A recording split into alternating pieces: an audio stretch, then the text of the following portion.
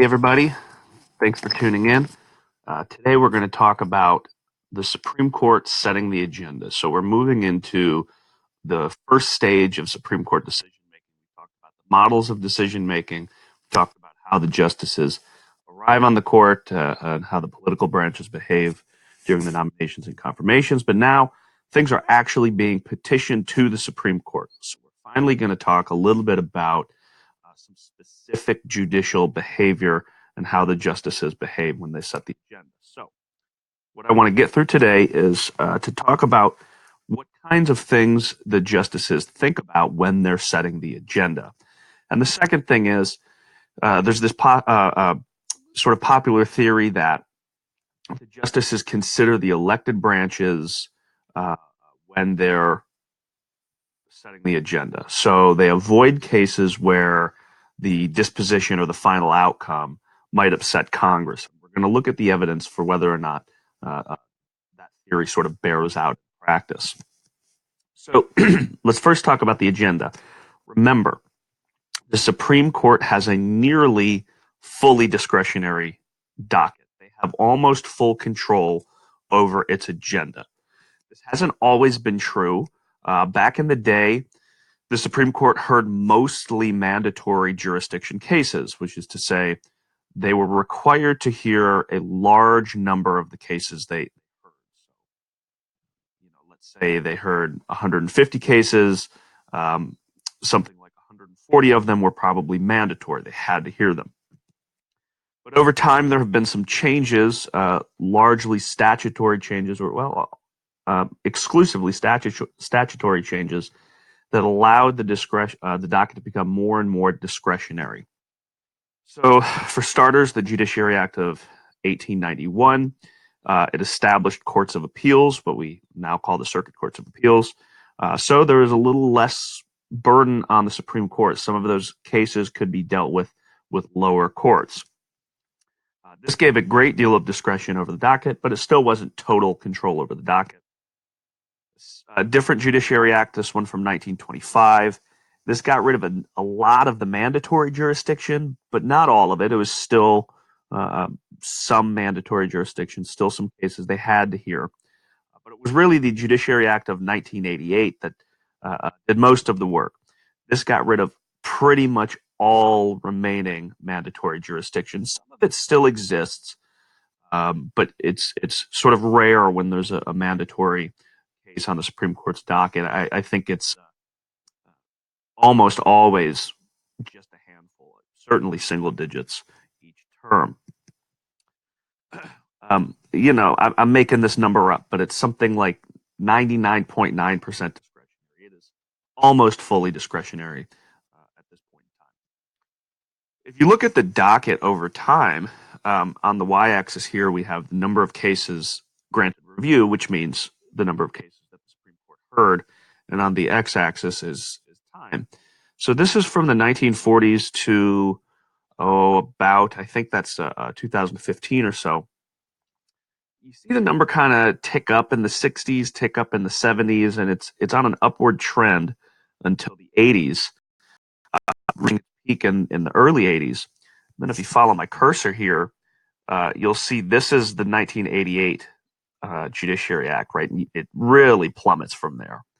So between around 1988 and the mid 1990s, the number drops from over 150 cases granted full review to under 100, and it moves around a little bit since then. But on average, the court hears somewhere in the neighborhood of 80 or 90 cases nowadays, and this is despite the fact that, as you see here, with this blue line, or if you follow my cursor, this line, the number of petitions has gone up precipitously over time. Nowadays, the court hears somewhere in the neighborhood, or excuse me, receives somewhere in the neighborhood of 10,000 petitions each year. But they only take about 80 cases. So the court really utilizes their discretion on the case. Even though it's the highest court in the land, they're not doing most of the work in the federal judiciary. So this is a useful figure about sort of the nuts and bolts of how the agenda setting process works. And You see here the title says Supreme Court Agenda Setting Process for Paid Cases. Now, what that means is this applies only to the cases for which the litigants paid to have the case reviewed. They paid to petition for a writ of certiorari. There are two ways that you can petition the Supreme Court. You can pay, and it ain't cheap, or you can do what's called informa pauperis. That is a free petition intended for instance, people who just can't afford attorneys, people who are in jail, all that type of thing. So the number of petitions is very, very high, and the court receives a great number of informa pauperis petitions as well. They very, very rarely hear any of those. They receive some of those informa pauperis petitions, seriously written on loose leaf paper and all these different types of things. For the paid cases, it is a much more rigid system. I encourage you to pause the video here and take a look at this and sort of acquaint yourself with it, because there's a lot of useful information here, but I'm not going to go through it all right now. There's really only a couple of pieces that I want to go through at the moment. Okay, so if you follow my cursor here in this first column, litigants and interest groups, this gives interesting information on how long the petitioner has to reply to the respondent and all of that stuff. But let's say everything is in order and the Supreme Court receives the petition, has both sides' briefs and everything. Then we go to this middle section, clerks and the cert pool. So the clerk of the court, which is one office, it does not refer to the justices' clerks. The clerk of the court gets all of these documents from the litigants and interest groups and distributes them to every justice's chambers. Okay. Since the 1970s, there's been something called the cert pool. You can see that described here in this little box. For justices in the cert pool, the clerk would randomly assign the petitions to those chambers. And within those chambers, those petitions are randomly assigned to clerks. So it's a division of labor. So everybody doesn't have to be reading 10,000 petitions. They get to break it up. You'll see here, though, that Justice Alito's clerks still examine all those petitions. Before him, Justice Stevens did that as well. Now it's Alito plus, I can't remember off the top of my head if it's Gorsuch or Kavanaugh, but it's one of them. So now the cert pool is made up of the clerks of 7 justices' chambers. 2 justices' chambers review every single petition. So the long story, the long and short of it is that the justice clerks basically review all of the information, and they give a recommendation to the justice, and then they give a recommendation to all the justices. We'll describe later on in the semester how this kind of works. The short of it is that a liberal justice doesn't always listen to a conservative justice's clerks, but anyhow, it's this division of labor, and they offer recommendations. With those recommendations in hand, we go to conference here in this right column. Okay. We've talked about conference before. That's that secret vote on agenda setting. But the discuss list precedes conference. Okay. The Chief Justice gets to take all of those cases and say, I want to hear these 10 cases. Let's put them on the discuss list. Then the Associate Justices each can say, I want to talk about these 5, and I want to talk about these 7, or whatever. All of those cases that each of the justices want to hear make what's called the discuss list. Everything else is never talked about again. That's how they don't officially deny cert if it doesn't make the discuss list. Okay, it's just sort of a summary, a dismissal of the case, or denial of cert rather. And then they go into the conference, and we've talked about that a little bit before. They go around the room and they kind of talk about it. From there, most of the cases on the discuss list are still denied, right? They have to vote to grant to a lot of to any case on the discuss list. But that's sort of how it works for the agenda setting, how things get to the court, and what they do from there. Again, pause here, take a look at this, familiarize yourself with all of this information. So when they're in conference, 4 justices need to vote to grant cert. What we're going to talk about for part of the rest of the way is what influences the votes on agenda setting. pretty much there are three considerations that justices make. The first is policy considerations. That's the obvious one. We're working in the tradition of the attitudinal and strategic models. Policy considerations matter. They try to secure policy gains, we know that, but they also try to avoid policy losses. That's perhaps more important than policy gains. The second consideration is legal considerations. So far in this class, I've somewhat dismissed legal considerations, but that doesn't mean they're not present. And when I talk about legal considerations, I don't necessarily mean, stare decisis and precedent and all that stuff. There are several legal considerations that demand a case be heard. Sometimes there's just legally important questions that must be settled. And the third consideration is an interaction of those two. So sometimes there's low policy considerations but high legal considerations. Sometimes there's low legal considerations but high policy considerations. There's sort of varying outcomes depending on those two, and it's naive perhaps to think about them independently. We have to consider them in tandem. So let's start with policy considerations. Talk a little bit more about that particular consideration. We know that justices want to add cases to the docket that will influence the law in the way they want to. So a liberal justice wants to select a case that they can make a liberal decision on, and vice versa for conservatives. Excuse me. But the problem with agenda setting is that if a liberal justice says, hey, I want to hear that case, that means the conservative justices can also rule conservatively. So each justice runs the risk of granting cert to a case that will ultimately hurt their policy wants. They want to avoid those cases. So it's not about always trying to grant cert to a case that you think might have a potentially liberal outcome if you're a liberal justice. It's often as much trying to avoid the opposite outcome of what you want. Another way to say this is behaving sincere is risky. So justices behave strategically. They have to consider, however, the law and the behavior of their colleagues in order to achieve their policy preferences, right? So there is a necessarily strategic component here. Strategic justices are going to cast agenda votes probabilistically.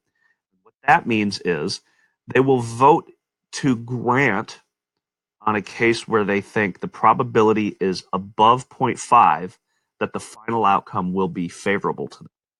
But if they believe the probability of a favorable outcome is below 0.5, they're not going to vote to grant it. They don't want that case. They're afraid of the sort of harmful counter-attitudinal outcome.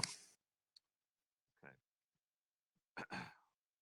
Now, they don't have to be totally certain of their colleagues' behavior to make this probabilistic guess. They can kind of make predictions. They can kind of assume. They can kind of guess. They don't have to have full certainty. Okay. Basically, so another thing is that they don't have to have one outcome. Remember our discussion about single peak versus non-single peak preferences, and strategic justices willing to sort of negotiate to get their second preferred or even third preferred outcome if it's better than the other side's outcome. So basically what justices are doing here is predicting a range of possible outcomes. It's not their preferred outcome necessarily, but they sit and they think, where do I suspect that the outcome is going to fall in policy space? And is it more likely than not to be liberal if it's a liberal justice, or conservative if it's a conservative one? So they don't have to have a single predicted outcome. They just have to have a range. Okay, let's talk about those legal considerations in a little more detail. Okay, policy considerations are important, but again, to sort of pull back a little bit on the straw man of the attitudinal model, legal considerations, they definitely exist and they are important.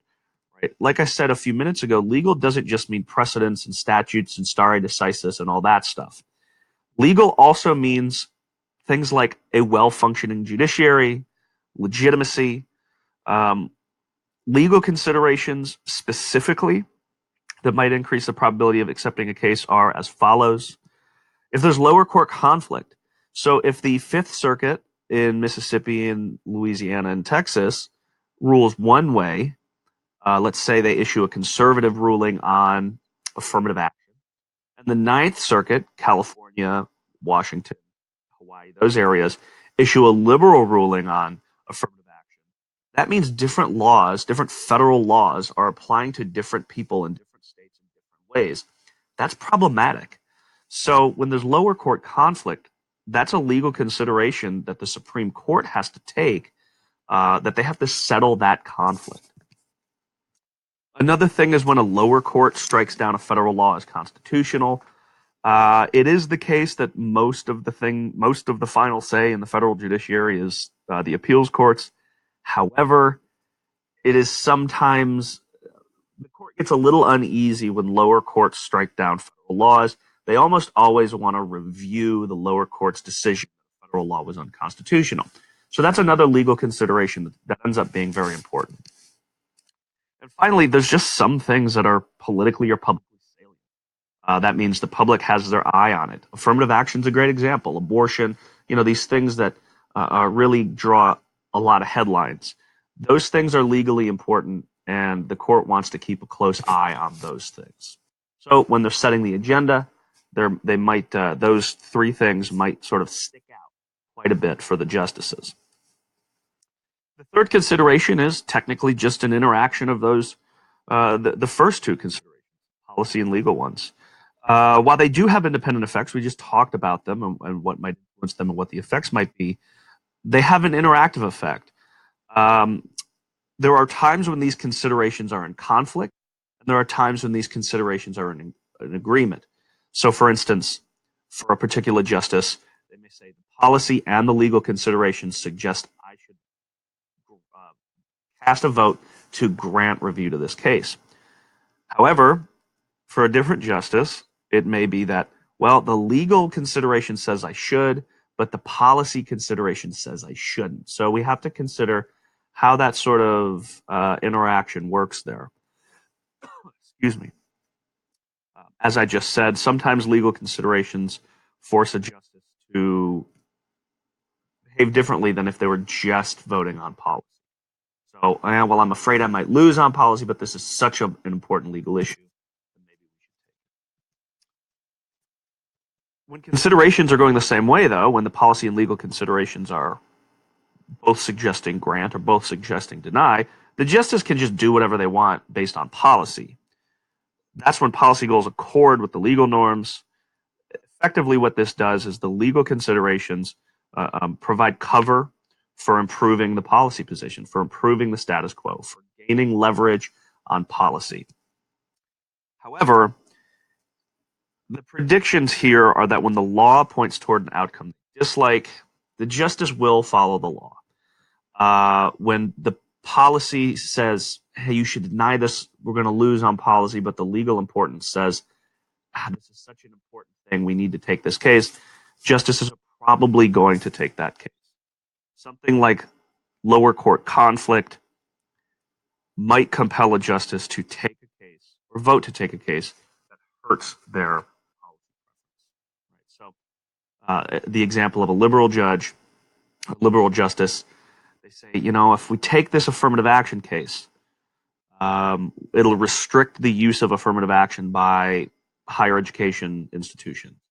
However, the Ninth Circuit and the Fifth Circuit are currently in conflict, so we need to resolve that conflict. So a couple of researchers, Black and Owens, they set out to test these predictions, test these considerations. And to do so, they use Justice Harry Blackmun's notes. Remember that agenda setting is conducted in secret, so we don't really know anything about it. I mean, we know what happens behind closed doors in the general sense, but not specifically. The reason that we do know about, we being political scientists, do know about some of the stuff that's gone on is Blackmun, who was on the court for a very long time, he kept very meticulous personal notes. Every time they were in agenda setting, he wrote down who voted for what, which cases were on the grant list or on the discuss list, so on and so forth. So his notes have proved very useful for legal and judicial scholars in gaining leverage on gaining insights on the closed doors policies of the Supreme Court. So Blackmun, in particular, kept records of which cases were on the discuss list, who voted to grant or deny in each case. I already said that. The study measures. Here's what the study measures. The dependent variable is yes or no on a cert petition. So does a justice vote to grant or vote to deny cert? That's the dependent variable. The independent variables are policy preferences, ideology, the status quo in each case. The way they measure status quo is looking at the ideology of the lower court, the average ideology of the lower court. So remember, lower courts have 3 judge panels. If those 3 judges happen to be extremely liberal, the status quo is then presumed to be extremely liberal. If 2 of the justices were very liberal, but 1 was very conservative, and they voted unanimously, we would assume that the status quo wasn't as liberal. If one judge is extremely liberal, 1's extremely conservative, and 1 is moderate, we assume that the status quo is moderate. Okay? Another independent variable is the set of likely outcomes. Remember, a few slides ago, I was talking about the justices don't have to have perfect prediction information. They just have to predict a set of likely outcomes. And the way that Black and Owens measure this is they use previous court decisions on the issue. So let's continue with our example of affirmative action. The Supreme Court's been ruling on affirmative action since, about the 1970s. So these researchers would take every case that the court ruled on affirmative action and look at that in policy space. Some of those rulings have been conservative, some of them have been liberal. Other issue areas, the Supreme Court has been consistently liberal or they have been consistently conservative. So if there's an issue where the court has been consistently liberal, it would be kind of strange for a justice to think, oh, we might suddenly flip to super conservative here. It's just not likely to happen. So another way to think about this is some of the more contentious issues or some of the issues where there's many, many, many rulings over the years, there's a larger set of likely outcomes. Some of the other issues that have been more consistent over time, there's a smaller set of likely outcomes. Okay, and again, these are predictions, they're probabilistic predictions. The justices don't have to have it 100%. They also look at the probability that the likely outcomes would be better for the justice than the status quo. Basically, what that means is they take likely outcomes here, this third bullet point, and subtract this bullet point. Okay? And all of these are on the left-right, liberal, conservative spectrum. So they're basically just subtracting things on a number line. So let's look at evidence of policy influence. Okay. On the y-axis here, we have the probability that a justice votes to grant review. On the x-axis here, we have the policy improvement probability. Right, that's sort of the difference between status quo and the expected outcome. Basically, what we're looking at is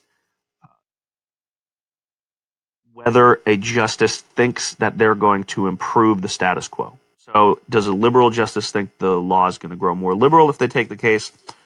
Or does a conservative justice think the law is going to be more conservative if they take the case? When that value is low, down here on the sort of bottom left corner, so for instance, when a conservative justice thinks the law is going to be more liberal if they take the case, the probability of voting to grant review is somewhere in the neighborhood of 8%. Okay, as we move right across improvement probability, such that justices think, oh yeah, I'm going to get we're going to become more liberal, or if I'm a liberal, that probability jumps to about 0.15.